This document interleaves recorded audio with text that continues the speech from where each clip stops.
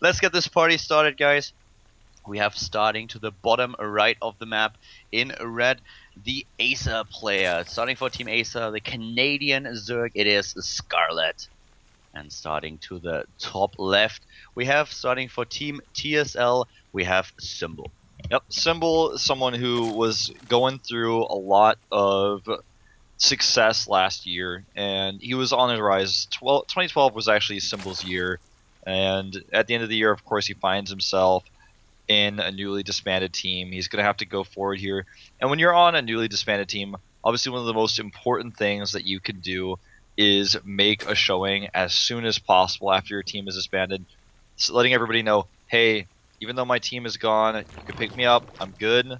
You got my number. So it's something to consider going into this tournament. It's really important for him to do well here. Goes for a 10 pool, in fact, up against Scarlett.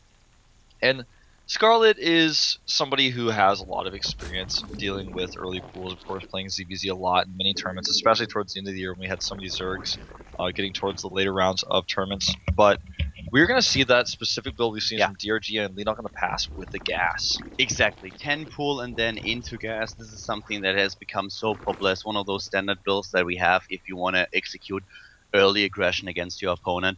So this is not going to be easy to hold, but on the other hand, if you look what Scarlett is doing here, we have her currently with gas on her own. So Scarlett is going into a pool first build. It's not like she started with a hatch first, which this build is also designed to just kill immediately. But this is actually pretty decent for Scarlett with the gas that she has now. She can do a lot here with the defense. This could actually work so well for her. Yeah, it certainly could. It just all depends on the micro, I feel. Because, timings, because of the hatchery is so new. I think it's actually she should be able to defend it without losing it, even though it's low on hit points. I think she will be able to get enough lings out. She doesn't really know if there is gonna be a Baneling nest. If she knew, she would probably just cancel the hatch, go right away into the spine crawlers. But she only knows about the Zerglings. So with the Zerglings alone, she can deal with those. That's fine. That's something that she can definitely do. And now we have those lings just approaching the base, moving in, and let's see how well Scarlett is able to defend here. Symbol currently is on the move, trying to make this happen. Scarlett is using this small pocket at the mineral patches to the bottom right to just save all these drones. Not a lot of surface area for Symbol, and Symbol has to be so careful that his Zerglings are not suddenly surrounded by drones. And you know, his micro so far has been really good. He surrounds the Zerglings of Scarlett, but Scarlett does take out the first wave.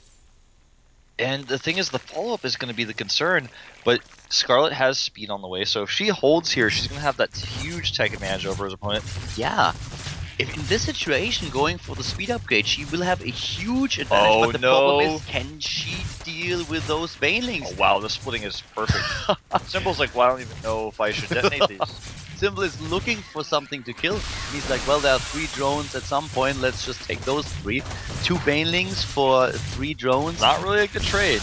I mean, when the drone count is this low, it makes a difference. He got the queen though, and now Scarlett is really limited in production, even with the double hatch. She's still fine. Double hatch and actually, no queen for Symbol.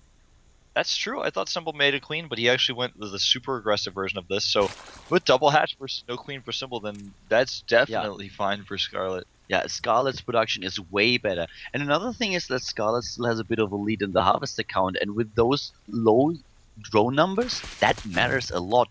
With a drone, with 11 to 9, that's only 2 drones, but when the drone count is this low, this matters so much. And now his speed is done, and this means that Scarlett can always pick the fight. Yeah, she's the one who can force the fights on Symbol up to the point where the former TSL Zerg finally has his own speed upgrade. Yeah, and she's gonna just run into the main base. It looks like here, Symbol does not have Banelings ready. They're about to be.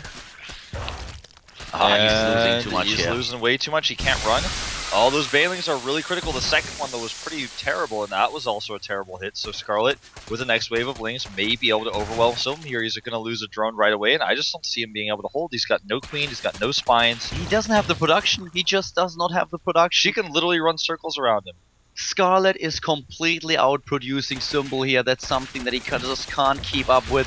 He's trying his best, but he's already so far behind the Harvest account. 8 against 11 at this point. Speedlink's around here, and that is going to be game. Symbol. That has very to be aggressive opening, but that's it. GG.